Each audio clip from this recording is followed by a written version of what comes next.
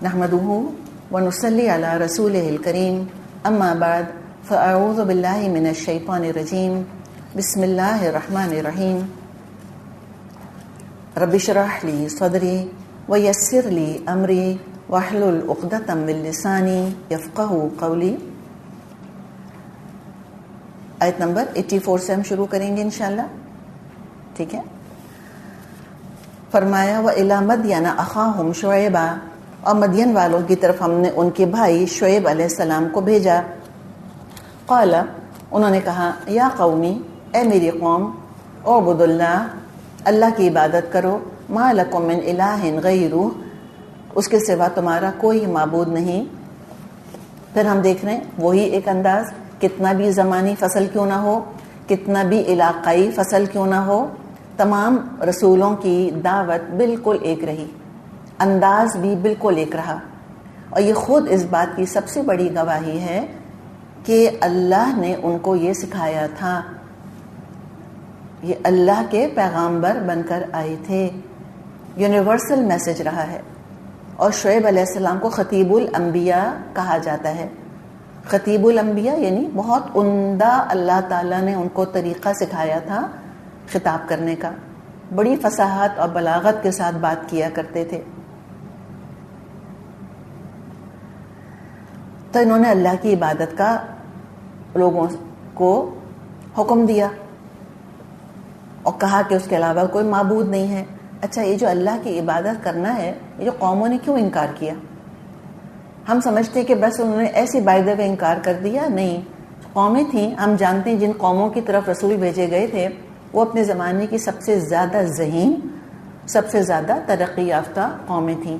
مثال کے طور پہ آج کے دور میں اگر کوئی رسول آتا، کس ملک میں آتا؟ امریکہ میں آتا نا، یو ایس اے میں آتا. وہ ذہین ترین اور سب سے زیادہ عقل مند اور سب سے زیادہ ترقی یافتہ قوم ہے آج دنیا کی. تو عام طور پہ جن میجر رسولوں کا اللہ تعالیٰ نے ذکر کیا ہے قرآن میں، وہ سب بڑی بڑی قوموں کی طرف گئے. موسیٰ علیہ السلام کہاں گئے؟ فرعون کی طرف گئے تھے. ٹھیک ہے نا. لیکن نبی اکرم صلی اللہ علیہ وسلم کا معاملہ ہم دیکھتے ہیں کہ وہ ایران یا مصر کی طرف نہیں گئے تھے. ٹھیک ہے. وہ تو بلکہ عرب آئے تھے، اور عرب تو بالکل بیک واٹرز تھا. وہ تو کوئی بہت ترقی یافتہ قوم نہیں تھی.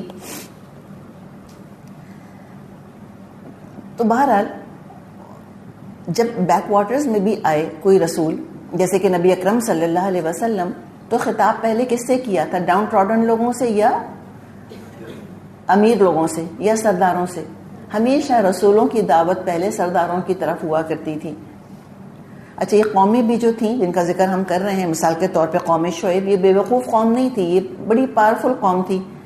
جب ان سے کہا جاتا تھا کہ تم ایک اللہ کی عبادت کرو، جیسے کہ موسیٰ علیہ السلام نے فرعون سے اور آل فرعون سے کہا تھا کہ اللہ کی عبادت کرو، تو وہ اتنے ذہین تھے، انہوں نے فوراً 2+2 کر لیا تھا کہ اگر ہم عقیدہ بدلیں گے تو سسٹم بھی بدلے گا. ایسا نہیں ہوگا کہ عقیدہ بدلنے اور نظام نہ بدلے اور کلچر نہ بدلے، سب کچھ بدلے گا. تو یہاں پر توحید کی دعوت کا لازمی تقاضا، نظام پر اس کا اثر پڑے گا. تو یہاں دیکھیں کہ فوراً پھر کیا کہا شعیب علیہ السلام نے، وَلَا تَنْقُصُوا الْمِكْيَالَ وَالْمِيزَانَ، اور ناپ تول میں کمی مت کرو، عدل اور انصاف قائم ہوگا. تو جو ظالم ہے وہ چاہیں گے کہ لوگ لا الہ الا اللہ محمد رسول اللہ پر عمل کریں؟ آج کبھی نہیں چاہیں گے، نیور. کیوں نہیں چاہیں گے؟ کہ ان کا اپنا جو ویسٹڈ انٹرسٹ ہے، جو ان کے اپنے ذاتی مفاد ہیں، وہ ظلم کے ساتھ، گناہوں کے ساتھ وابستہ ہیں. آج کوئی چاہے گا، دیکھیں یہ عبد اللہ کا مطلب ہے کہ نظام قائم ہونا چاہیے تبھی اللہ کی عبادت ہوگی.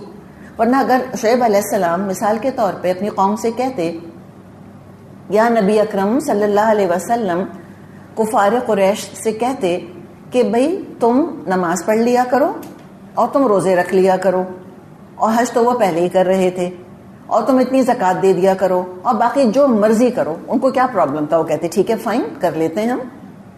تو عبادت جو ہم سمجھتے ہیں نا کہ مورس آف ورشپ، خالی چند رسومات عبادت کا نام دراصل عبادت ہے، یہ بہت بڑی غلط فہمی ہے ہماری. یہ دراصل ایک تبدیلی ہے جو کہ پوری زندگی میں آتی ہے، اجتماعی بھی اور انفرادی بھی. تو اللہ کی عبادت انفرادی تو ہوتی ہی ہے، یہ نظام کی شکل میں اجتماعی عبادت بھی ہوتی ہے. قریش مکہ کو اچھی طرح پتا تھا کہ عبود اللہ کا کیا مطلب ہے. ان کو پتا تھا اس کا مطلب ہے سارا حرام بند, سارا ظلم بند. تو جو ظالم ہوتے ہیں, جو گناہوں کو جنہوں نے پیشہ بنایا ہوا ہوتا ہے, وہ تو کبھی نہیں خوش ہوں گے. تو عبود اللہ کو آج کے لینگویج میں ٹرانسلیٹ اگر ہم کریں تو کیا ہے؟ عبود اللہ, شریعت نافذ کرو. یہ مطلب ہے. ساری دنیا کو, امریکہ افریقہ کو تو چھوڑیں, صرف جس ملک میں ہم رہ رہے ہیں پاکستان, اس کے بارے میں مجھے بتائیں کہ اگر آج کہا جاتا ہے شریعت نافذ کرو, آپ کا کیا خیال ہے؟ ٹھنڈے پیٹوں لوگ سن لیں گے؟ ہم تو مسلمان ہیں نا, ہم تو کافروں کی بات ہی نہیں کر رہے, ہم تو پیدائشی جدی پشتی مسلمان ہیں. مانیں گے آپ کے خیال میں؟ کیوں نہیں مانیں گے؟ کیا عورتیں تیار ہیں پردہ کرنے کے لیے؟ کیا مرد تیار ہیں مسجد میں جا کے نماز پڑھنے کے لیے؟ مسجد کو چھوڑیں, نماز کے لیے تیار ہیں؟ مانیں گے وہ اس چیز کو؟ وہ تو خود مسلمان کھڑے ہو جائیں گے کہ ہمیں شریعت نہیں چاہیے. وہ مانیں گے کہ ہم سود چھوڑ دیں؟ ہم اس زنا کی بنیاد پہ جو پیشے چل رہے ہیں معاشرے کے اندر, جو انڈسٹری کی شکل اختیار کر چکے ہیں, مطلب زنا تو انڈسٹریل لیول کے اوپر ہو رہا ہے نا, کمرشل لیول پر, اتنے بڑے اسکیل پر تو کبھی بے حیائی کا کاروبار ایسا سچ نہیں ہوا تھا. بے حیائی ہمیشہ سے رہی, زنا ہمیشہ سے رہا, پاکٹس رہے, انڈیویجولز کرتے رہے, ایک چھوٹے اسکیل پر چلتا رہا, بٹس اینڈ پیسز میں, کوئی یہاں کر رہا ہے, کوئی وہاں کر رہا ہے. ایک آرگنائزڈ ادارے کے طور پہ تو کبھی بھی بے حیائی کو اس طرح سے پیشہ یا پروفیشن تو نہیں بنایا گیا جیسے آج کے دور میں. تو آپ کے خیال میں یہ لوگ مانیں گے؟ فلم انڈسٹری میں کام کرنے والے مان جائیں گے؟ ایڈز میں جو عورتوں کو تماشا بنا رہے ہیں وہ مانیں گے؟ تو بس بات یہی ہے, بات ساری یہی ہے. تو وہ بھی قوم سمجھ جاتی تھی کہ اچھا اب تو یہ ہمارا نظام بدلیں گے. اس لیے وہ جو ان کے کرتا دھرتا لوگ ہوتے تھے, جو ملا ہوا کرتے تھے قوم کے, وہ کہتے ہیں they would really dig in their heels. وہ تو بیٹل لائنز ڈرا کر لیا کرتے تھے کہ ہمیں اس شخص کی مخالفت کرنی ہے. تو اتنی پیاری معمولی سادہ بات نہیں تھی کہ اچھا بس تم بس اللہ اللہ کر لیا کرو, باقی جو مرضی کرو. تو کہا کہ دیکھو ولا تنقصوا المکیال والمیزان, تم ناپ تول میں کمی مت کرو.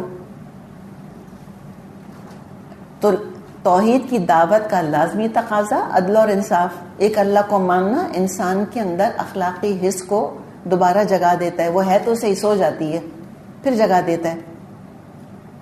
تو جو عدل اور انصاف نہیں کرتا, دراصل اس کا اللہ پر سچا ایمان نہیں ہے اور نہ آخرت پر ایمان ہے. جو وراثت میں انصاف نہیں کرتا, اس کا مطلب اس کا نہ اللہ پر ایمان ہے اور نہ آخرت پر.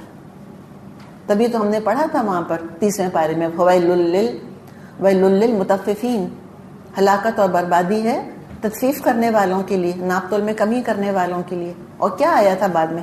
الا یظن اولئک انہم مبعوثون, کہ انہوں نے گمان کیا کہ یہ کھڑے نہیں ہوں گے برب العالمین, کہ اللہ رب العالمین کے آگے ان کو کھڑا ہونا ان کو پتہ نہیں ہے.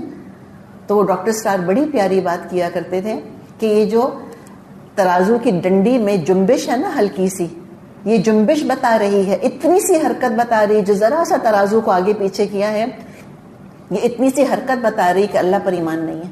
کہتے کہ تل کی اوٹ میں پہاڑ ہے. بالکل بات یہ ہے, مہر نہیں دینا, وراثت نہیں دینا, زکوٰۃ نہیں دینا, بے ایمانی کرنا, ملاوٹ کرنا, ایڈلٹریشن کرنا, دواؤں کے اندر ملاوٹ کرنا, غذاؤں کے اندر ملاوٹ کرنا, اور کہنے کو جمعے کی نمازیں پڑھنا اور حج کرنا اور عمرے کرنا اور مسجدوں میں قالین بچھانا. نعوذ باللہ اللہ کی آنکھوں میں دھول جھونکتے ہیں, نعوذ باللہ اللہ کو بیوقوف بنانے کی کوشش کرتے ہیں. جیسے پیچھے ہم نے پڑھا تھا یخادعون اللہ والذین آمنوا وما یخدعون الا انفسهم وما یشعرون. بالکل مسلمانوں کا یہ حال ہے, یہ منافق کرتا ہے یہ. تو یہ بھی ہم یاد رکھیں کہ یہ قومیں جو تھیں جن کی طرف رسول گئے تھے, یہ دراصل یہ کسی نہ کسی نبی کی تعلیمات پر عمل کرنے والی تھیں, اور یہ سب بگڑے ہوئے مسلمان تھے. مثال کے طور پہ قریش مکہ, یہ کس کے پیروکار تھے؟ ابراہیم علیہ السلام, اسماعیل علیہ السلام. کہتے تھے ہم دین ابراہیمی کے اوپر ہیں, بگڑے ہوئے مسلمان تھے. پھر وقت کے ساتھ ساتھ شرک آ گیا, اور جب شرک آئے گا تو تمام اخلاقی عیب آنے شروع ہو جائیں گے. سورہ اعراف میں پوری سیکوینس کے ساتھ اللہ تعالیٰ نے یہ بات بیان کر دی ہے کہ سب سے پہلی خرابی آتی ہے کہ اللہ پر سے ایمان اٹھتا ہے انسان کا, آخرت کی جواب دہی کا کوئی خوف نہیں رہتا انسان کو. اس کے بعد پھر financial, economic, social, political, sexual, ہر طرح کا ریپریشن، سپریشن، پرورژن جو ہے وہ بگاڑ جو ہے وہ آنا شروع ہو جاتا ہے. تو یہ بھی جو قوم تھی جس کی طرف شعیب علیہ السلام بھیجے گئے، ایک بگڑی ہوئی مسلمان قوم تھی. بس انہوں نے اللہ کو اور اللہ کے رسول کو مسجدوں تک بند کر کے رکھ دیا تھا. بس دیٹس اٹ. اپنے گھروں کی زندگی کے اندر کسی کو آنے کی اجازت نہیں تھی کہ ہم اپنی مرضی کریں، بس یہ مسجدوں تک رہنا چاہیے اللہ کا نام. تو ڈرایا ان کو کہ تم اپنا معاملہ درست کرو، تم یہ ناپ تول میں کمی مت کرو. انی اراکم بخیر، تم کو میں بخیریت دیکھ رہا ہوں آج. وانی اخاف علیکم عذاب یوم محیط، مگر مجھ کو ڈر ہے کہ کل تم پر ایسا دن آ جائے گا جس کا عذاب سب کو گھیر لے گا، کہ جو بھی حرام کھائے گا اس کی لپیٹ میں آئے گا. ہم سارے مسلمان ہی تو ہیں پاکستان کے اندر، لیکن کیسے ہیں؟ کہاں تک ہے ہمارا ایمان؟ مراسم عبودیت تک. وہ بھی توفیق والے ہی نماز پڑھتے ہیں 5 وقت کی، اور نماز پڑھنے کے بعد پھر بے ایمانی بھی کر لیتے ہیں. جیسے ابھی ہم نے بات کری، کھانے میں ملاوٹ، دواؤں کے اندر ملاوٹ، رشوت لینا، اسمگلنگ کرنا، چوری کرنا، سبھی کچھ کر رہے ہیں. حق تلفی کر لینا، ناپ تول میں کمی کرنا، سب کچھ ہو رہا ہے. Every thing is happening. تو اس کا سیدھا مطلب یہ ہے کہ منافق ہیں یا اللہ پر ایمان ہی سرے سے نہیں. اس ایک منافق ہی ایسا ہوتا ہے، بگڑا ہوا مسلمان تو منافق ہی ہوتا ہے کہ جس کا عقیدہ کچھ کہہ رہا ہوتا ہے اور عمل کوئی اور گواہی دے رہا ہوتا ہے. تو کہا کہ میں بہت بڑے عذاب سے ڈرتا ہوں تمہارے بارے میں. وَيَا قَوْمِ، اور پھر لوگوں سے کہا کہ اے میری قوم، اوفوا الْمِكْيَالَ وَالْمِيزَانَ بِالْقِسْطِ، ٹھیک ٹھیک انصاف کے ساتھ پورا پورا ناپو اور تولو. وَلَا تَبْخَسُوا النَّاسَ أَشْيَاءَهُمْ، اور لوگوں کو ان کی چیزوں میں گھاٹا مت دو. وَلَا تَعْثَوْا فِي الْأَرْضِ مُفْسِدِينَ، اور زمین میں فساد پھیلاتے مت پھرو. اچھا دیکھیں، جب یہ کہہ دیا کہ اوفوا الْمِكْيَالَ وَالْمِيزَانَ بِالْقِسْطِ کہ تم ناپ تول پورا کرو، اور ساتھ پھر آگے یہ کہنے کی کیا ضرورت تھی کہ وَلَا تَبْخَسُوا النَّاسَ أَشْيَاءَهُمْ، اور لوگوں کو گھاٹا مت دو چیزوں میں. دیکھیں اسی کے انسان ہے تو بڑا چالاک، ٹھیک ہے نا. تول تو کسی بھی طرح پورا کیا جا سکتا ہے، اور گھاٹے کے ساتھ بھی تول پورا کیا جا سکتا ہے، ملاوٹ کر کے، کھوٹ ملا کے، کچھ بھی کر کے. پلڑے تو برابر کر دیے، خانہ پوری تو کر دی، آفیشیلی تو پورا کر دیا، لیکن ظاہر ہے پھر بھی لوگوں کو گھاٹا دے دیا. ممکن ہے. اور اگر دیکھیں تو پتہ نہیں کیا کیا طریقے لوگوں نے ایجاد کیے ہیں اس طرح لوگوں کو نقصان پہنچانے کے. تو کہا کہ دیکھو یہ لوگوں کو تم گھاٹا مت دو اس طرح سے. وَلَا تَعْثَوْا فِي الْأَرْضِ مُفْسِدِينَ، اور زمین میں فساد مچاتے ہوئے مت پھرو. بقیت اللہ خیر لکم ان کنتم مؤمنین، اللہ کی دی ہوئی بچت تمہارے لیے بہتر ہے اگر تم مومن ہو. بات تو ساری یہ ہے، اگر مومن ہو تو تمہارا ایمان خود تمہارے اندر ایک ترازو نصب کر دے گا خود. وَمَا أَنَا عَلَيْكُمْ بِحَفِيظٍ، اور میں تم پر نگران نہیں ہوں. ناممکن ہے کہ کوئی ہم سے انصاف کروا سکے، ناممکن ہے. ہم خود ہی انصاف کریں گے. اور یہ کیا چیز ہے، کیا جذبہ ہے، کیا آئیڈیالوجی ہے جو انصاف کروائے گی؟ یہ ہمارا ایمان ہے. تو ایمان کے ترازو میں مومن اپنے آپ کو تولتا ہی رہتا ہے ہر وقت. تو انہوں نے کہا کہ دیکھو آج تم خیریت سے نظر آ رہے ہو مجھ کو، آج تم بالکل ٹھیک ٹھاک ہو. وَإِنِّي أَرَاكُمْ بِخَيْرٍ، آج تو تم خیریت سے ہو، لیکن ضروری نہیں ہے کل بھی خیریت سے رہو. اخلاقی معاشی فساد، اس سے ہوگا کیا کہ بزنس انوائرمنٹ بگڑ جائے گا. آج اس وقت تم، یعنی ہم کہتے ہیں نا کہ نقد کے طور پہ اس وقت تو تم 2 کے 4 بنا لو گے، لیکن کل تمہارے ساتھ لوگ کاروبار نہیں کریں گے. یہ دنیا کا نقصان بھی بتایا ان کو کہ آج تو تم لوگوں کو بیوقوف بنا لو گے. ایک دکان ہے مثال کے طور پہ، ہم جاتے ہیں اس دکان والے کے پاس، ہم اس سے کوئی چیز خریدتے ہیں، گھر آ کر دیکھتے ہیں کم تھی تو اس وقت تو ہم نے خرید لی، نیکسٹ ٹائم نہیں جائیں گے اس کے پاس. تو جیسے انڈیویجولس کے ساتھ معاملہ ہوتا ہے، ایسے پورے نیشنز کے ساتھ معاملہ ہوتا ہے. ایک کنسائنمنٹ اگر غلط دے دیا، اگلی دفعہ وہ ڈیل کریں گے ہی نہیں.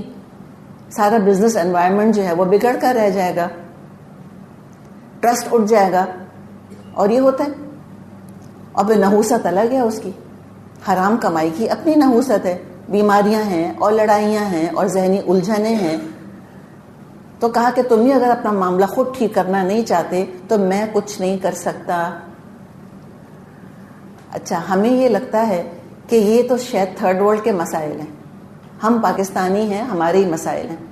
آپ کو پتہ ہے دنیا میں کتنا فراڈ ہوتا ہے, کتنا فراڈ ہوتا ہے؟ اندازہ لگائیں کتنے ڈالر کا فراڈ ہوتا ہوگا دنیا کے اندر.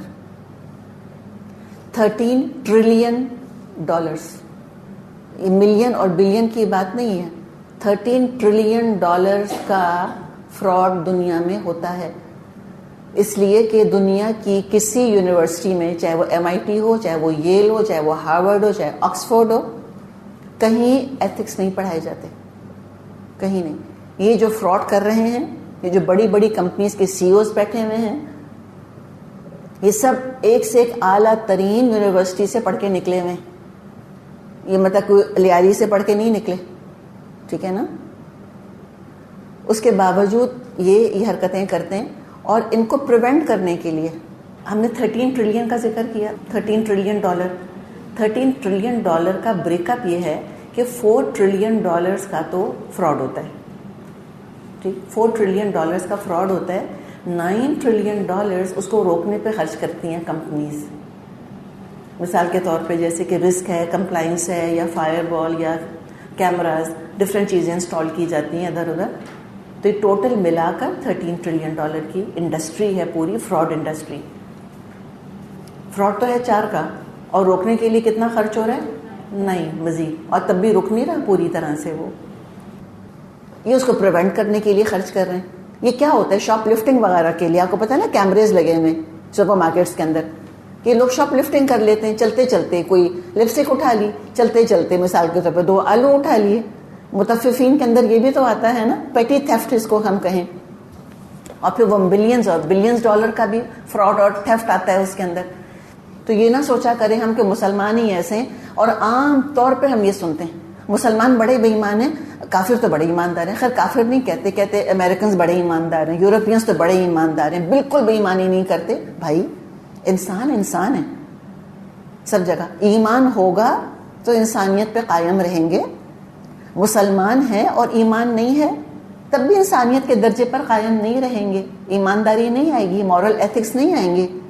تو لٹرلی ہمیں اس کیمپین کو شروع کرنے کی ضرورت ہے کہ اسکول, کالجز, یونیورسٹیز کے اندر مورل ایتھکس پڑھائے جائیں اسٹوڈنٹس کو, ان کو دین پڑھایا جائے, ان کو اللہ کا احساس دلایا جائے. ہم سمجھتے کہ ایمان خالی آخرت میں فائدہ دے گا, تو یہ آخرت کی بات تھوڑی کر رہے ہیں یہاں پر. شعیب علیہ السلام کو جہنم کا تو ذکر بھی نہیں آیا ابھی تک, فساد کا ذکر کر رہے ہیں. تاسو مفسدین اخاف علیکم عذاب یوم محیط, وہ تو جو آئے گا سو آئے گا. ولا تبخسوا الناس اشیاءہم, یہ سب ہیومن رائٹس کی بات ہو رہی ہے کہ لوگوں کے ساتھ فراڈ نہیں کرو. اور جب تک اللہ کا خوف نہیں ہوگا یہ فراڈ نہیں رک سکے گا. وہ جنہوں نے وہ اتنا کچھ انتظام کر لیا ہے سیکیورٹی کا, سائبر سیکیورٹی کا, اور ہر جگہ کیمریز بھی انہوں نے لگا لی ہیں اور سارا کچھ کر لیا, پھر بھی فراڈ ہو رہا ہے, پھر بھی نہیں روک پا رہے اس کو. آپ کو پتا ہوگا کہ جو نیزڈیک وغیرہ جن کو جو چلانے والے تھے, کتنے انہوں نے بلینز آف ڈالرز کے فراڈ کیے لوگوں کے ساتھ. لوگوں کا پیسہ لے لیا اور پتا چلا وہ کوئی پیسہ کہیں انویسٹ نہیں کیا, سارا کھا پی کے برابر کیا. اب جیلوں میں پڑے سڑ رہے ہیں سارے کے سارے. برنی میڈوف کو پتہ نہیں آپ نے نام سنا ہے کہ نہیں, یہ اس طرح کے سارے لوگ ہیں. یہ بلینز کا تھا, $65 بلین کا فراڈ کیا. تو یہ سارے لوگ, یہ پڑھے لکھے لوگ ہیں نا, سارے عقل والے لوگ ہیں, ترقی یافتہ ملکوں میں رہ رہے ہیں, فرسٹ ورلڈ کنٹریز کے لوگ ہیں. وہ نہیں روک سک رہے اس کو, کوئی دنیا کی پولیس نہیں روک سکتی سوائے اللہ کے خوف کے اور آخرت کی اکاؤنٹیبلٹی کے خوف کے. اس کی وجہ سے ایک ہی پینسل بھی جو ہے نا ہم اٹھا کے لے کے نہیں جائیں گے یہاں سے. $1 ملین تو اگر میں یہاں رکھ دوں, مجھے یقین ہے کہ $1 ملین میں یہاں رکھوں گی, آپ میں سے کوئی نہیں ہاتھ لگائے گا اس کو. مجھ کو اگر 5,000 کا نوٹ میں نے یہاں رکھا ہے نا, انشاءاللہ مجھے کل یہیں رکھا ہوا ملے گا, اللہ نے چاہا. یہ اللہ کا خوف کراتا ہے, اللہ کا خوف, ورنہ تو $10 کا سکہ بھی نہیں بچے گا کہیں. تو یہ دراصل بات ہے. ایمان کے فائدے یہ ہوتے ہیں دراصل کہ دوسرے محفوظ ہو جاتے ہیں انسان کی کمزوریوں کے شر سے. اوروں کا پروٹیکشن ہے ایمان کے اندر, نہ صرف اپنی آخرت ہے, دوسروں کی دنیا بھی بنا دیتے ہیں جو کہ ایمان والے ہوتے ہیں. تو اب یہاں پر وہ ہر طرح سے کوشش کر رہے ہیں کہ کسی طرح ان کو بات سمجھ میں آ جائے، اور کہا کہ بھئی دیکھو اگر تم خود کرنا نہیں چاہتے میں زبردستی نہیں کرا سکتا. اسی لیے بھی آپ کو بتا دیا کہ فراڈ کوئی نہیں روک سکتا جب تک کہ ان کے اپنے اندر اسٹوڈنٹس جب وہ تھے جو آج سی او بنے بیٹھے ہیں، جب تک ان کے اپنے اندر یہ حس نہیں جگائی جائے گی. اب قوم کہاں سننے والی تھی؟ حرام جس کے منہ کو لگ گیا، شیر کے منہ سے نوالا چھیننا آسان ہے؟ ہرگز بھی نہیں.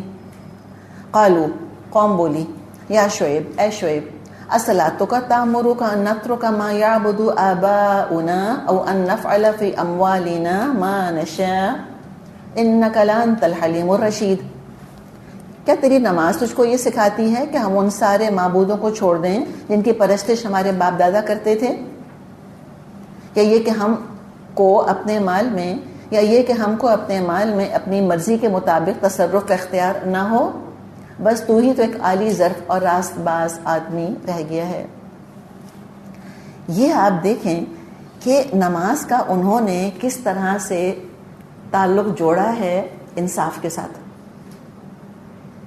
چلے ما نترکا ما ان یترکا ما یعبد آباؤنا، یہ تو بات سمجھ آ گئی ہم کو کہ کیا تیری نماز ہم حکم دیتی کہ ہم شرک نہ کریں؟ شرک تو نہیں کہتے تھے نا، جو ہمارے باپ دادا عبادت کرتے چلے آئے. کیا تمہاری نماز کہہ رہی ہے کہ ہم ان کی عبادت چھوڑ دیں؟ کیا تمہاری نماز تم سے کہتی ہے کہ اپنے مال میں ہم اپنی مرضی نہیں کر سکتے اور ہمیں تمہاری ایتھکس ماننی پڑیں گی؟ انک لانت الحلیم الرشید، تو ہی تو بس ایک عالی ظرف راست باز انسان ہے. تو پتہ کیا چلا کہ نماز کیا کرتی ہے؟ ان الصلاۃ تنہی عن الفحشاء والمنکر، کہ نماز تو فحش اور منکر سے روکتی ہے. میری نماز، آپ کی نماز، ہماری نماز حقیقت میں نماز ہے تو وہ نماز گونگی نہیں ہو سکتی. وہ نماز انسان سے بلواتی ہے، انسان روکتا ہے برائیوں کو دیکھ کر. نماز یہ طاقت، یہ توانائی، یہ انرجی، یہ مسئولیت کا احساس، یہ اکاؤنٹیبلٹی پیدا کرتی ہے کہ بھئی مجھے خود بھی نہیں کرنا، دوسروں کو بھی روکنا ہے. تو قوم تو خفا ہو گئی سن کر، اور نماز کو برا بھلا کہا کہ تمہاری نماز کی وجہ سے یہ ہو رہا ہے. پتہ چلا نماز پڑھنے والا عادل ہوتا ہے، اس کی نماز کہتی ہے اللہ کو اللہ کا حق دو، لوگوں کو لوگوں کا حق دو. تو لوگوں نے کہا، قوم نے کہا شعیب سے کہ دیکھو تم کنفیوز ہو رہے ہو، ہمیں لگتا ہے مسجد اور مارکیٹ کو کنفیوز نہیں کرو. مسجد کا خدا اور ہے، مارکیٹ کا خدا اور ہے. مسجد کے اندر اللہ کا قانون، مارکیٹ کے اندر ہمارا قانون. اور اگر کوئی مسئلہ ہوا اللہ کے ہاں ہم کو، تو اپنی حرام کمائی میں سے جو حرام منافع کمایا ہے ہم مسجد کے خدا کو راضی کر لیں گے، کولر لگوا دیں گے، شینڈیلیئر لگوا دیں گے، جنریٹر دے دیں گے، ڈونیشن دے دیں گے، وہ راضی ہو جائے گا، عمرہ کر کر آ جائیں گے. سمجھ آئی آپ کو بات؟ تو یہی معاملہ بگڑی ہوئی مسلمان قوموں کا ہوتا ہے جو آج ہم مسلمانوں کا معاملہ ہے. ایگزیکٹلی ہمارا یہ ہے. ہم کو تو سب سے زیادہ مورلی اپرائٹ ہونا چاہیے تھا. کتنے لوگ نارملی حج کرتے ہیں؟ کووڈ کو چھوڑیں 30 لاکھ 40 لاکھ ایٹ ٹائمز، اتنے لوگ حج کرتے ہیں نا. مسجدوں کو دیکھیں جمعے کے دن. تو اس کا مطلب یہ ہے کہ جتنے نماز پڑھنے والے ہیں سب کو مورلی اپرائٹ ہونا چاہیے. لیکن ہم دیکھتے ہیں کہ نماز اور مورالٹی کے اندر ٹوٹل ڈسکنیکٹ ہے. اس کا مطلب یہ کہ نماز ہے ہی نہیں ہماری، کوئی اسپرٹ ہے ہی نہیں اس کے اندر جو ہونی چاہیے. تو نماز ہی دراصل ایمان ہے. سورہ بقرہ میں اللہ تعالیٰ نے نماز کو ایمان کہا ہے، اور ایمان اگر ہے انسان برائی دیکھ کر خاموش نہیں رہ سکتا، انسان شرک ہوتا دیکھ کر خاموش نہیں رہ سکتا. تو کہا کہ ہم تو جو چاہیں گے اپنی مرضی سے کرتے پھریں گے. اور یہ جو کہا کہ لگتا ہے کہ تم ہی بس سب سے زیادہ جو ہے وہ ہمارے ہاں الحلیم سب سے زیادہ تم ہی ہو، الرشید سب سے درست تم ہی ہو، تانا دیا دراصل بیسکلی. یا تو سنجیدگی سے کہہ رہے ہیں بہت کہ ہائے تم تو اتنے عقل مند تھے، کیا ہو گیا تم کو، یا یہ کہہ رہے ہیں کہ بھئی تم خود سمجھدار ہو، ایسے غلط مشورے کیوں دے رہے ہو ہم کو. تو یا تو افسوس کر رہے ہیں یا طنز کے طور پہ کہہ رہے ہیں کہ ہاں بس تم ہی سب سے اچھے ہو نا، ہم تو سارے غلط ہی کر رہے ہیں. یا یہ کہ بھئی تم تو خود اتنے سمجھدار ہو شعیب، تم کیسی باتیں کر رہے ہو. یہ اچھا ایک اور مزے کی بات دیکھیں کہ اس قوم نے کیا چیزیں جمع کی، اپنے آباء و اجداد کا شرک اور ماڈرن کرپٹ پریکٹسز فائنینس کی، ٹھیک ہے نا. تو آباء و اجداد کی میراث کے طور پہ شرک کو ڈیفینڈ کیا، ٹھیک ہے نا. اس میں تو بہت دقیانوسی ہو گئی، قوم بڑی بیکورڈ ہو گئی. جو آباء و اجداد غلطی کرتے چلے آئے وہی غلطی ان کو بھی کرنی تھی. اور جو فائنینشیل ارریگولیرٹیز کر رہے تھے اس کو نیڈ آف دی آر قرار دے دیا. اس میں آباء و اجداد کا نام نہیں لیا. یہ نہیں کہا کہ ہمارے آباء و اجداد بھی ایسی بے ایمانی کرتے چلے آئے تھے، ہم بھی ایسی بے ایمانی کریں گے. تو پتہ یہ چلا کہ جب قوموں پر زوال آتا ہے نا تو وہ ہر دور کی اخلاقی خرابیاں جمع کر لیتے ہیں اپنے اندر، پرانی بھی اور نئی بھی. آباء و اجداد کی خوبیاں سب چھوڑ دیتے ہیں، صرف ان کی خرابیاں لے لیتے ہیں، جو کہ ہم مسلمانوں کا معاملہ ہے. ہم نے بھی اپنے آباء و اجداد کی اچھائیاں بالکل چھوڑ دیں، درگزر، رواداری، حیا، اللہ کا خوف، یہ سب چھوڑ دیا ہم نے. ساری خرابیاں وہاں سے لے لی. اور ماڈرن ہونے پر جب ہم آئے تو ہم نے فرسٹ ورلڈ کنٹریز سے ان کی کوئی خوبیاں نہیں لیں. ان کی محنت، ان کی علم دوستی، ان کا عدل، ان کا انصاف، کافی حد تک یعنی نارمل انسانوں کو تو عدل انصاف مل جاتا ہے، یہ کوئی خوبیاں نہیں لیں. ان سے بھی جو ہم نے لیا صرف ان کی خرابیاں ہم نے جمع کر لی اپنے اندر. تو آج لٹرلی ہم مسلمان جو ہیں ہم اس کا مظہر ہیں. ہم نے اپنے آباء و اجداد کی خرابیاں اور ہم نے ماڈرن ڈے خرابیاں دونوں کمبائن کر لی ہیں اپنے اندر. تو سوچیں نا کام کتنا کرنا ہے مجھ کو اور آپ کو، کتنا کچھ ہمیں اصلاح کا کام کرنے کی ضرورت ہے. اچھا جب قوم نے اتنا برا بھلا کہا، اچھا ایک اور آپ دیکھیں، یہ جو نماز کا تانا دیا نا، یہ بھی ایک زوال شدہ معاشرے کی علامت ہے کہ عبادت جو ہے وہ تانا بن جاتی ہے، عبادت بے وقوفی کی علامت بن جاتی ہے. اور یہ ہم سنتے ہیں کوئی لڑکا داڑھی رکھ لے، نیک ہو جائے، کہتے ہیں ملا ہو گیا. تو مجھے بتائیں یہ کسی کو ملا کہنا یہ کوئی کمپلیمنٹ ہے آج کے دور میں؟ بتائیں، ہے کمپلیمنٹ ہے؟ نہیں ہے نا. مائی کس کو کہتے ہیں؟ مائی کس کو کہتے ہیں؟ حجاب والی کو. اب تو پھر بھی ذرا دنیا بہتر ہو رہی ہے. اگر آپ 10 سال پہلے 15 سال پہلے کا زمانہ آپ نے دیکھا ہے تو اس زمانے میں تو یہ تھا کہ مائی لگ رہی ہے بالکل، ٹھیک ہے نا. تو یہ نماز دراصل ایک یا عبادت جو ہوتی ہے یہ ایک تانا بن کے رہ جاتی ہے. کسی کو کہنا کہ یہ بالکل کمزور انسان ہے، کہتے ہیں بیچارہ بڑا شریف ہے، ایسے کہتے ہیں. کہ شرافت بھی تانا ہے، کہتے ہیں ہائے یہ بیچارہ اماں سے بڑا ڈرتا ہے، یہ بھی تانا ہے. تو جو نیکیاں ہوتی ہیں وہ تانا بن کے رہ جاتی ہیں. وہ بھی ہم دیکھ رہے ہیں اپنے معاشرے کے اندر. Even that is so true کہ اللہ سے ڈرنا لگتا ہے کہ بزدل ہونے کی علامت ہے. تو انہوں نے تانا دیا کہ ہاں تمہیں نمازی تمہیں ایسے کہہ رہی ہے نا. اب ساری باتیں سنی شعیب علیہ السلام نے. قال یا قوم، کہا کہ اے میری قوم، ارأیتم ان کنت علی بینۃ من ربی، تم خود ہی سوچو اگر میں اپنے رب کی طرف سے کھلی شہادت پر تھا. یہ کون سی شہادت ہے؟ کہ اس سے پہلے کہ میں یہ کہتا تم سے کہ میں اللہ کا رسول ہوں، اس سے پہلے بھی تو میں ایک زندگی تمہارے درمیان گزار چکا تھا. تم نے کبھی مجھ کو پہلے بے ایمانی کرتے دیکھا؟ کبھی نہیں دیکھا. تو فطرت کی ایک دراصل اللہ تعالیٰ نے پکار ہے جو کہ رکھی ہے. ہماری فطرت ہمیں پکار کر کہتی ہے کہ تم کو یہ کام نہیں کرنا. تو یہ بینہ انسان کے اندر ہے. جیسے اس دن کیا ہوا، ہمارے ہاں ایک بلی ہے، آپ کو پتہ نا بلیاں ادھر ادھر سے آ جاتی ہیں. اب چھوٹے چھوٹے اس کے بچے ہیں، اب وہ میاؤں میاؤں کر رہے تھے، ان کو بھوک لگ رہی تھی. تو میرے ہسبینڈ نے ایک پیالے میں دودھ لیا اور وہاں جا کے رکھ دیا. اچھا اب ایک انسانوں کو اور بلیوں کو کمپیئر کریں. ایک ماں ہے اور اس کے بچے انسانوں میں سے، اور وہاں ایک دودھ کا پیالہ رکھا ہے. تو انسان کیا کرے گا؟ پہلے بچے کو پلائے گا، روتے ہوئے بچے کو، پھر ماں خود بے شک بھوکی رہ جائے. وہی دودھ کا پیالہ جانور کے آگے رکھا، اس کے بچے بھی بھوکے تھے، اماں بھی بھوکی تھی. اس نے تو بچوں کو کیا پرے، پورا پیالہ پی گئی خود ہی. تو یہ جانور ہے نا، انسان نہیں کرتے. کس نے سکھایا اس کو؟ کس نے سکھایا ہم کو؟ کوئی ہم نے پڑھا تھا بکس کے اندر پڑھا تھا؟ نہیں، فطرت کی کتاب سے ہم نے پڑھا ہے. تو یہ ہے بینہ، انسان کی فطرت کے اندر ہے کہ تم کو انصاف کرنا ہے، تمہیں دوسروں کو حق دینا ہے ان کا. تمہیں تھوڑی سی سیکریفائس کرنی چاہیے. جانور انسٹنکٹ پہ کام کرتے ہیں, انسان فطرت پہ کام کرتا ہے. یہ ڈفرنس ہے دونوں کے اندر. کسی کا حصہ رکھا ہے, ہم نہیں لیں گے. تو کہا کہ میں تو پہلی بینہ کے اوپر تھا. پھر کیا ہوا؟ وَرَزَقَنِي مِنْهُ رِزْقًا حَسَنًا. اس کے بعد اللہ تعالیٰ نے مجھ کو اپنے ہاں سے اچھا رزق بھی عطا کر دیا. تو اب اس کے دو معنی لیے گئے. رَزَقَنِي مِنْهُ رِزْقًا حَسَنًا, یعنی ایک تو اللہ تعالیٰ نے وحی نازل کر دی, روحانی غذا, یہ مطلب بھی ہو سکتا ہے اس کا.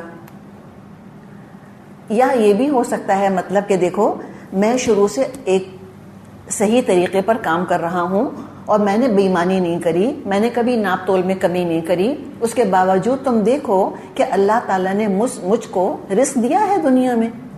میں کھا رہا ہوں, پی رہا ہوں, حلال کھا رہا ہوں.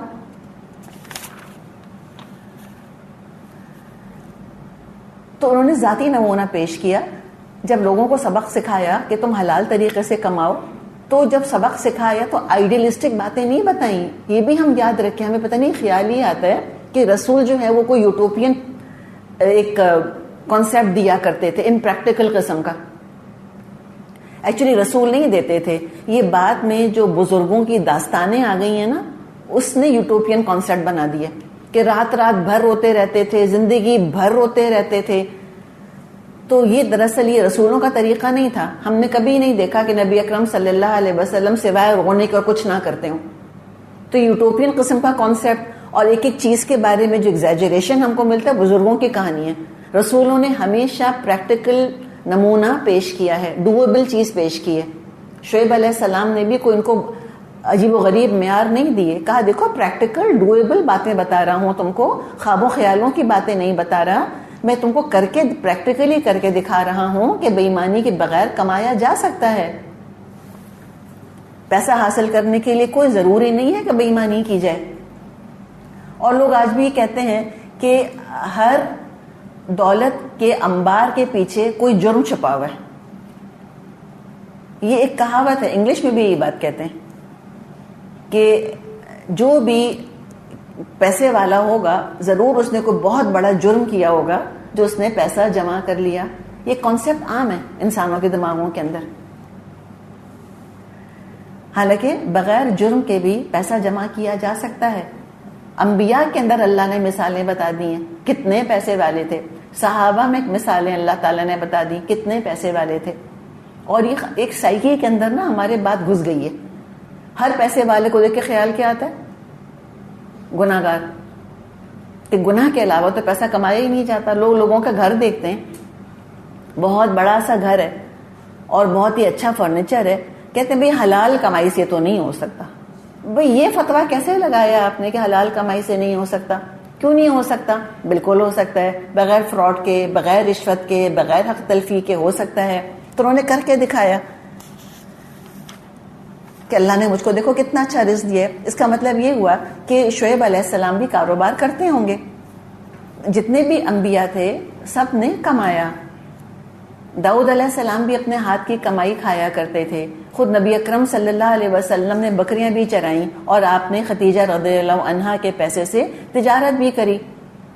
تو ان کو تو پریکٹیکل زندگی کا پتہ ہوتا تھا. اب دیکھیں اگر خالی مسجدوں میں بیٹھے ہوئے ہوتے تو ان کو فائنانس کے رولز کیسے پتہ چلتے, اور کیسے پتا چلتا کہ کیا چیز اپلیکیبل ہے, کیا چیز پریکٹیکل ہے, کیا چیز امپریکٹیکل ہے. تو انبیاء رسول جو ہوتے تھے وہ ریئل لائف میں حصہ لیا کرتے تھے, معاشرے سے کٹ کر نہیں بیٹھے ہوئے ہوتے تھے.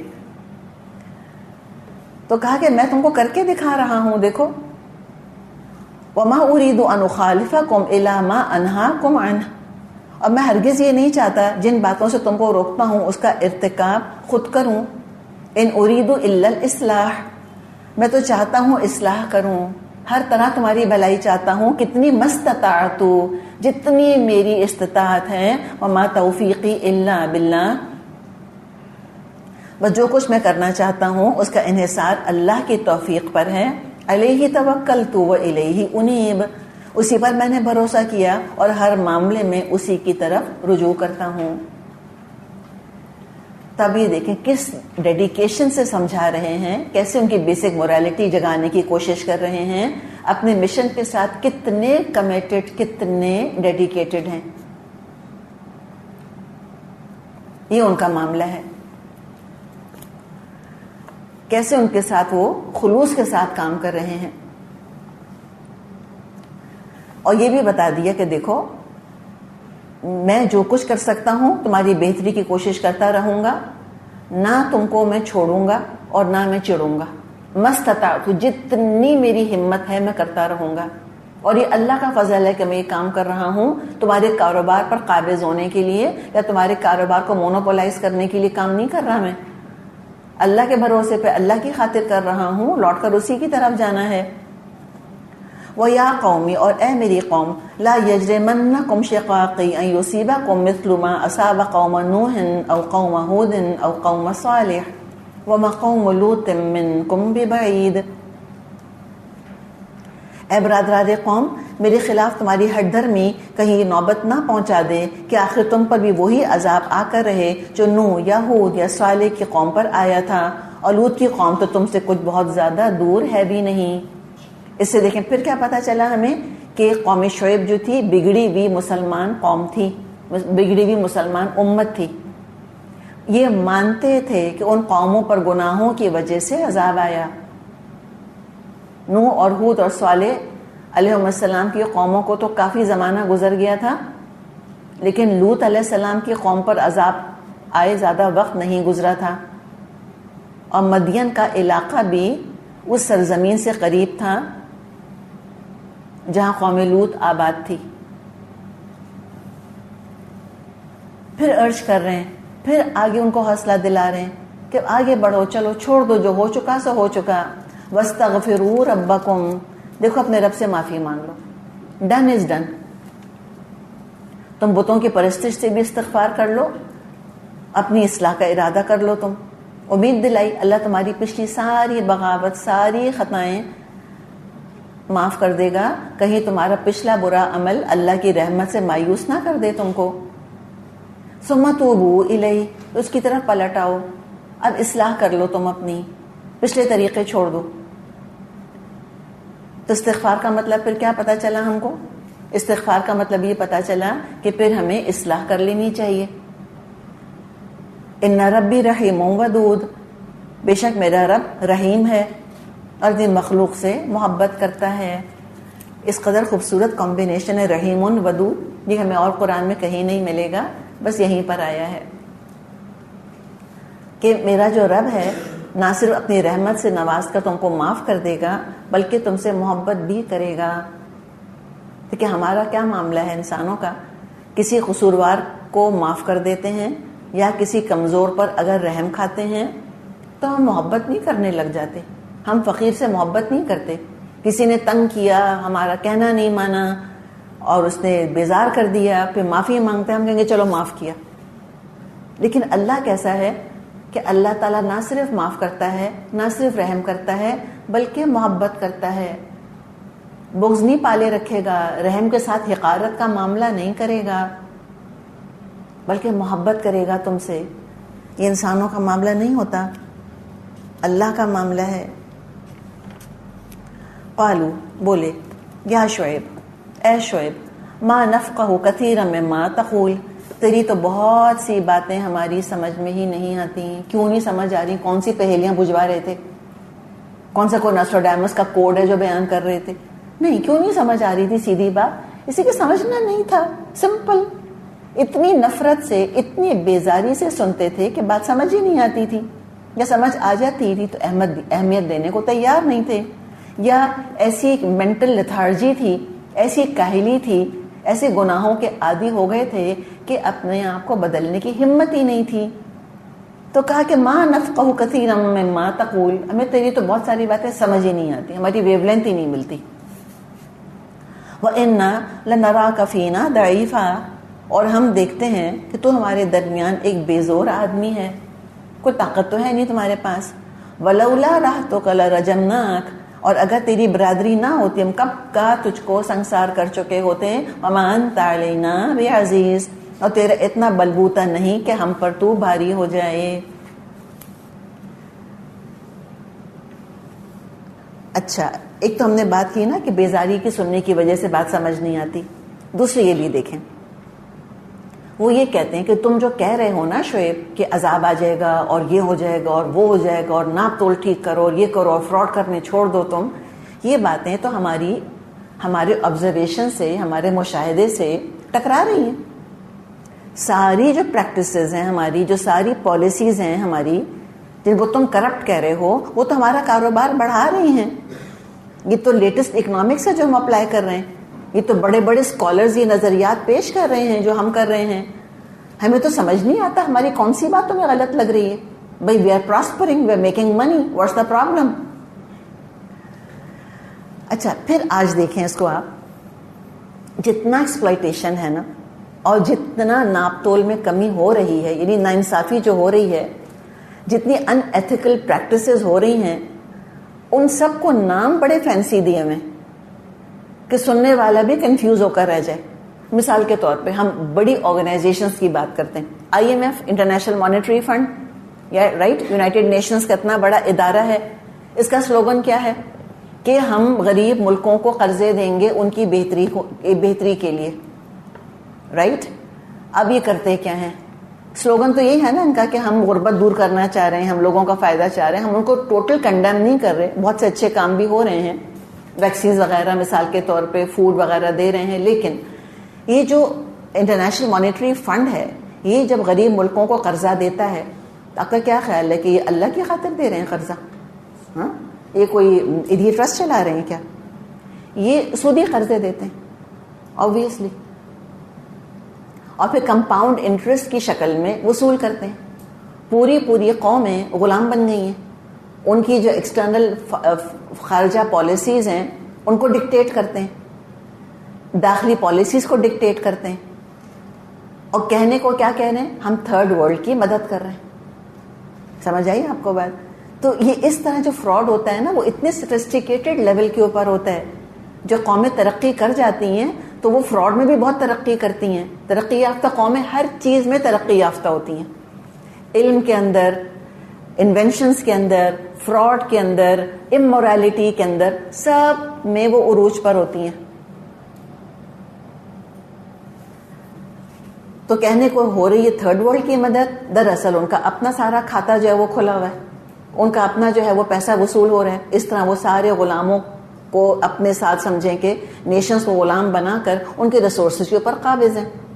ان سے انہوں نے اگریمنٹس وغیرہ کروا لیے کہ اگر تم یہ قرضہ اتنے وقت تک ادا نہیں کر سکو گے, اور قومیں ادا نہیں کر سکتی, تو پھر ان کا پورٹ لے لیا, ان کا ایئرپورٹ لے لیا, ان کا سی پورٹ لے لیا, کوئی شہر ان کا لے لیا. ایسے کر رہے ہوتے ہیں وہ. تو ان کو فوجوں سے انویٹ کرنے کی ضرورت نہیں ہے. یہ ماڈرن ڈے سلیوری اس طرح سے چل رہی ہے. اس طرح سے وہ جا کے قوموں کی جو شہرگ ہوتی ہے نا, اس کو اپنے پنجے کے اندر لے لیتے ہیں. تو یہ سارا ظلم اور ستم یہ تو ہے نا, کہتے کچھ ہیں اور کرتے کچھ ہیں. تو اس پر وہ کہہ رہے ہیں کہ پتہ نہیں تم کیا ہم سے کہہ رہے ہو, تمہاری باتیں تو ہماری سمجھ میں آتی نہیں. اور کہا کہ اگر تمہاری برادری نہ ہوتی اے شعیب تو ہم تم کو کبھی کا قتل کر چکے ہوتے. اب کیا جواب دیا ہے شعیب علیہ السلام نے؟ قال یا قومی, کہا اے میری قوم, ارہت اعز علیکم من اللہ, کیا میری برادری زیادہ بھاری ہے تم پر اللہ کے مقابلے میں؟ واتخذتموہ وراءکم ظہریہ, اور تم نے تو اللہ کو بالکل پس پشت ڈال دیا. تخذتم میں کون ہے یہ قوم شعیب. ہو کی ضمیر کہاں جا رہی ہے؟ اللہ کی طرف, کہ تم نے تو اللہ کو بالکل ہی پس پشت ڈال دیا, بالکل اگنور کر دیا. ان ربی بما تعملون محیط, جو کچھ تم کر رہے ہو وہ اللہ کی گرفت سے باہر نہیں ہے. یہ پھر آپ دیکھیں, لگتا ہے تو ہمارے معاشرے کا ذکر کیا جا رہا ہے کہ لوگ پیپل کانشیس زیادہ ہیں, گاڈ کانشیس تو نہیں ہے. خوف خدا کہاں ہے؟ جب بھی کوئی خوشی کا موقع آتا ہے یا کوئی اور موقع زندگی میں آتا ہے تو کہتے ہیں لوگ کیا کہیں گے, لوگ کیا کہیں گے, برادری کیا کہے گی, برادری کی کیا رسم ہے. اللہ رسول کہاں یاد آتے ہیں؟ کوئی یاد کسی کو نہیں آتا. قرآن خوانیاں کروا لیں, میلاد کروا لیں. امیجن کریں اگر کسی سے کہا جائے کہ تم نے اگر تو قرآن خوانی کروائی یا تم نے میلاد کروایا تو پوری شادی تمہاری قرآن کے احکامات اور رسول کی سنت کے مطابق خود بخود ہو جائے گی. کتنے لوگ کروائیں گے؟ خود بخود سیگریگیشن ہو جائے گا, فرشتے کروا دیں گے آ کر. ساری رسمیں ختم ہو جائیں گی, یہ ناچنا گانا تمہارا بند ہو جائے گا, تو کتنے لوگ کرائیں گے؟ تو کیوں کراتے ہیں یہ سارا کچھ؟ ایک تو اپنا دل, اوپر سے یہ کہ بھئی رسم ہے, معاشرے کی رسم ہے, یہ نہیں کریں گے تو لوگ کیا کہیں گے. تو سارا خوف لوگوں کا ہوتا ہے. وہی کہہ رہے ہیں راحتی اعزو علیکم من اللہ, کیا خاندان تم کو زیادہ بھاری ہے اللہ کے مقابلے میں؟ لوگوں سے زیادہ ڈرتے ہو, اللہ سے نہیں ڈرتے؟ تو سچی بات ہے, کہاں ہے خوف خدا؟ کس کو خیال آتا ہے کہ اللہ کو بھی منہ دکھانا ہے, اللہ کو بھی ہمیں حساب دینا ہے؟ ہم جو ساری حرکتیں اپنی کر رہے ہیں اس وقت, اللہ کے احکامات کی ویلیو کوئی نہیں, خوف خدا نہیں. اللہ نے گھیرا ہوا ہے تم کو بھی اور تمہارے اعمال کو بھی. کیوں گھیرا ہوا ہے؟ سب اللہ کے سامنے کھڑے ہوگے, پھر جواب دو گے جو کچھ تم کرتے رہے.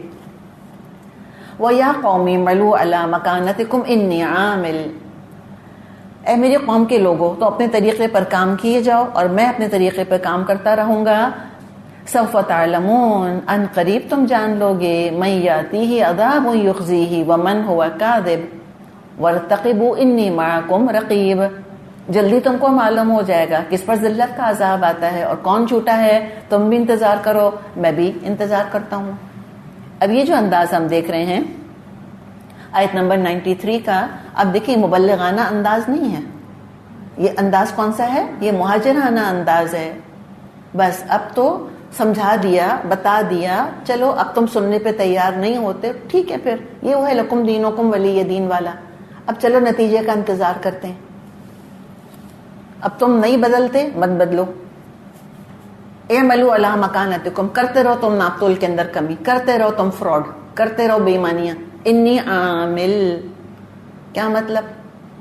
جب تم نہیں بدل رہے تو میں بدل جاؤں گا؟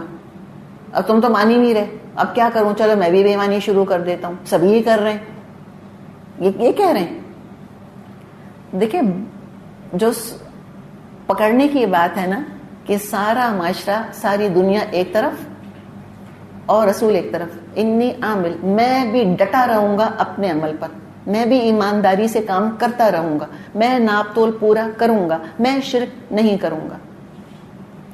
ہمارے اس چیز کی کمی ہے, ہمیں پتا سب کچھ ہے. جب لوگ نہیں مانتے ہم کہتے ہیں کوئی نہیں مانتا, میں اکیلی کب تک بتاؤں, چلو میں بھی ان جیسی ہو جاتی ہوں. یہ نہیں کرنا. ایک آدمی بھی اپنی جگہ حق کے اوپر جمع رہ سکتا ہے. لوگ اگر ڈوب رہے ہیں تو ہم نہیں ڈوبیں گے ان کے ساتھ جا کر. جو بچ گیا وہ تو بچا کے رکھے اپنے آپ کو. مثال کے طور پہ امیجن کریں نا کہ ہم کسی مضبوط جگہ پر موجود ہیں, سیف جگہ موجود ہیں, کسی کو سامنے ڈوبتا دیکھ رہے ہیں. اس ڈوبنے والے کو بچانے کے لیے خود بھی ڈوبیں گے کیا؟ نہیں, پہلے اپنی سیفٹی کو پکڑ کے رکھیں گے, چاہے وہ رسی ہو یا وہ کوئی اور چیز ہو, اور وہیں سے پھر ہاتھ آگے بڑھایا جاتا ہے. ابھی آپ نے اگر کوئی دیکھی ہو اس طرح کی چیزیں کہ جو بچ گیا ہوتا ہے وہ اپنے بچاؤ کے ساتھ دوسرے کو بچا رہا ہوتا ہے. تو یہ دین ہمارا پروٹیکشن ہے. اس دین کے اندر رہتے رہتے ہم دوسروں کو بچائیں گے. دین چھوڑ کے ہم نہیں کود پڑیں گے گناہوں کے اندر ان کو بچانے کے لیے. جو خود گناہ کرنے لگ جائے گا وہ کیا گناہ گاروں کو بچائے گا؟